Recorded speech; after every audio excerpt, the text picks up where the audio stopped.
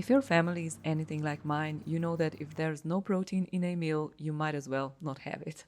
Everyone's hungry again an hour later, asking for snacks, and suddenly you're in the kitchen handing out food all day long. So, in this video, I'm sharing 5 protein packed breakfast ideas. Meals I like to think are on the healthier side, although I know that word means different things to different people these days. But without further ado, join me in the kitchen and let's start with a protein blueberry Dutch baby. I'm starting with this one because I've been making it all the time lately. And since we have a bunch of ripe berries in the garden, it's just so easy to throw them in. Now, of course, my kids usually want the one thing that we don't have, and our blueberries got eaten by the birds this year, unfortunately. So, when they requested a blueberry Dutch baby, I used frozen blueberries, only to be reminded of the fact that it's better to use fresh berries if you can, because Dutch babies puff up best when the batter heats up quickly, and frozen berries will cool it down and that will affect the rise. I try to help the situation by toasting the frozen berries a little in butter before pouring in the batter and putting it into the oven, but even then I didn't get quite as much lift as usual. The recipe itself is super simple and it's a great cast iron skillet recipe. By the way, I'll link all the recipes shown in this video down below. Some of them are on my own site, stretchandfold.com, and some of them are from other recipe creators that I like to try recipes from. I also add 1 scoop of protein powder to this Dutch baby. I'm not a huge fan of protein powder in everything, but in batters like pancakes, waffles, or Dutch babies, I really don't taste it. It might slightly affect the texture, but the protein boost is worth it in my opinion. But if you don't have any protein powder, you can add another egg, maybe a third of a cup of cottage cheese, or just a scoop of collagen powder or something like that instead. We serve Dutch babies with fresh fruit on the side, and if you have a bigger family to feed, you can double the batter and adjust the baking time. And we like to eat them just like pizza slices, and I find that the cleanup is minimal when we have them for breakfast, which is also always a plus.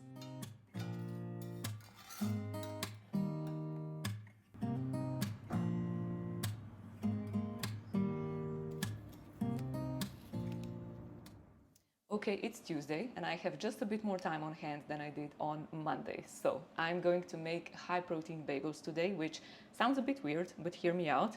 They are made with baking powder, so we're not using yeast or sourdough starter, but they turn out great actually, and they are fast to make. They are a bit different than your regular bagel, but I think they're excellent for how much protein they have, and they are like overall decent. So let's get to it. Greek yogurt in this recipe instead of cottage cheese, which you may have heard you can use in those kind of recipes. If you are using cottage cheese, you first have to blend the cottage cheese into a smooth consistency, and with Greek yogurt you don't really have to do that because it's already smooth, so that's why I prefer it. This recipe is really straightforward, so much so that the first time I made it, I wasn't even sure if it would turn out, but it does come together surprisingly well. I start by mixing the dry ingredients, so all-purpose flour, a pinch of salt, and some baking powder. And the Greek yogurt I'm using is not a full-fat one, although the recipe does call for a full-fat one, but it works the same, I think. Maybe if you use the full-fat one, the bagels will be a bit richer, which is no surprise, but I usually have the zero-fat one on hand, so that's what I'm using. Once you add the Greek yogurt, mix everything together really well. You'll actually end up with a dough-like consistency, though it's not the kind of dough you can really stretch or knead. One tip I would give here is to work fairly quickly. I find that as the flour starts soaking up moisture from the yogurt, the dough gets stickier by the minute. So I mix until it's uniform, then I divide it into 4 pieces and shape them into something that kind of resembles a bagel. It's more about molding than stretching, really. It's very different from shaping sourdough or yeasted bagels. And while you watch me shape these, I wanted to quickly explain why I made this video in the first place. For me, getting enough protein at lunch and dinner isn't really an issue.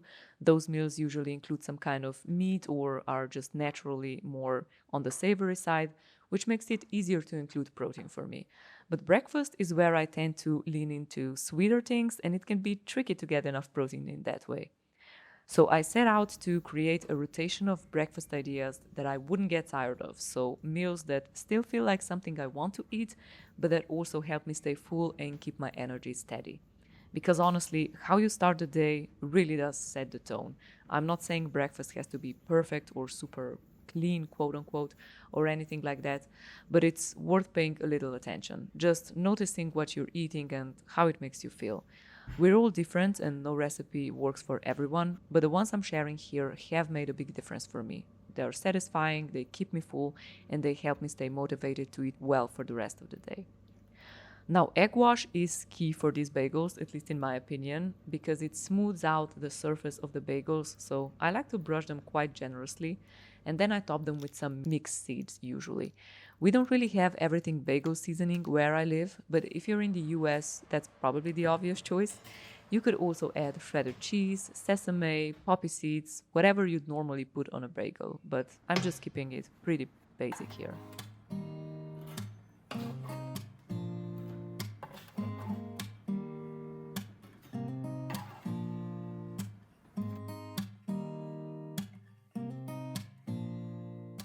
The reason I love these bagels so much is honestly because I often crave just bread and butter or bread and jam in the morning. But that's not exactly the best choice when it comes to blood sugar.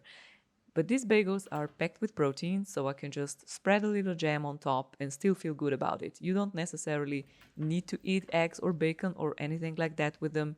You can just go with something sweet, and you'll still have a very filling and satisfying breakfast that way. Next on the list are scrambled eggs with cottage cheese. They're so simple that I almost feel silly showing them because there's really no process here. You just add cottage cheese to your eggs and scramble like usual. You'll figure out pretty quickly how much cottage cheese you like because it does change the texture a tiny bit. It makes them a little more watery and a little grainy, which sounds awful, I know, but it's really not, especially if you season them well. I wouldn't say they're better than regular scrambled eggs, but I also wouldn't say they're worse. So for me and my family, I usually go with about a third of a cup of cottage cheese for 3 eggs, and that's one portion. But if I'm making 2 eggs, I use around a fourth of a cup, and for 4 eggs, I would use half a cup. So you just whisk everything together, then pour it into a pan that's been coated with a bit of oil or butter. I cook them for about 2 to 4 minutes and stirring them gently. You want some of that moisture from the cottage cheese to evaporate so the texture ends up more like classic scrambled eggs. Then I like to serve them with some cherry tomatoes or whatever fresh vegetable I have on hand, and of course with a slice of sourdough bread. I will say that adding nutritional yeast makes everything better, including these scrambled eggs, so I usually season them pretty generously with it.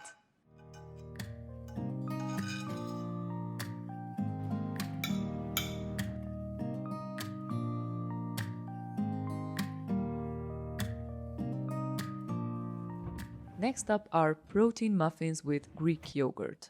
There are two ways to make these actually. So on my website, I have a version that uses a blender, which is probably the more convenient way. You just blend the oats first to make oat flour essentially, then add everything else except the chocolate chips, blend again and add chocolate chips, pour the batter into muffin tins and bake them. And they taste great while packing in a decent amount of protein. But I don't have a blender right now because the last one broke and I still haven't replaced it. So I'm making these without one using regular rolled oats that don't get blended into flour. So if you go with that version, you just mix everything with a whisk. So that's Greek yogurt, eggs, some sort of a sweetener like maple syrup, honey, or sugar, a bit of salt, and some baking powder, and then stir in the oats and finish with some chocolate chips. And that's it. One thing to keep in mind is that this is a pretty wet batter, so make sure you grease the muffin tin really well. I don't recommend using paper liners because the batter tends to stick to it, but silicone muffin molds or a generously oiled muffin tray works great.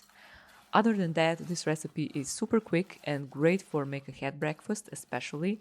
I often will bake a batch the night before if we have something early in the morning and I know I won't have time to make breakfast. They're not overly sweet, so they're definitely more of a breakfast muffin than a dessert, But on the flip side, they're made with good quality ingredients, at least in my opinion. They still taste really good, and thanks to the protein from the Greek yogurt and eggs, they're actually quite filling. So even though they're simple, they do a great job of keeping you full for at least a while.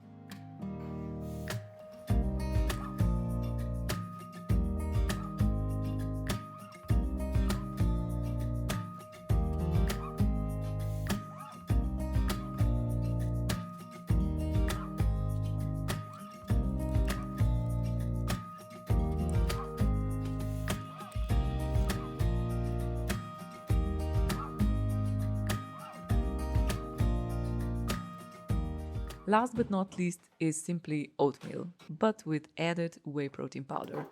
But to keep it tasty and convenient, I make it start to finish in the instant pot and flavor it with some frozen blueberries. And another bonus is that the recipe is really easy to remember. So I do 1 cup of rolled oats, 1 cup of milk, 1 cup of water, and a pinch of salt. So it's just 1 cup of each. I throw everything into the instant pot, seal the lid, and cook on high pressure for 3 minutes. Once it's done, I let the pressure release naturally for about 10 to 15 minutes. And once the oats are done, I stir in some frozen blueberries and whey protein powder. Frozen blueberries are perfect to use in this case because they cool the oatmeal down just the right amount. If you like this video, please give it a thumbs up and don't forget to subscribe. I usually share mostly sourdough content, but I love showing a little bit of what goes on in my kitchen beyond the bread too sometimes. So thanks again for watching, and I'll see you next week. Bye!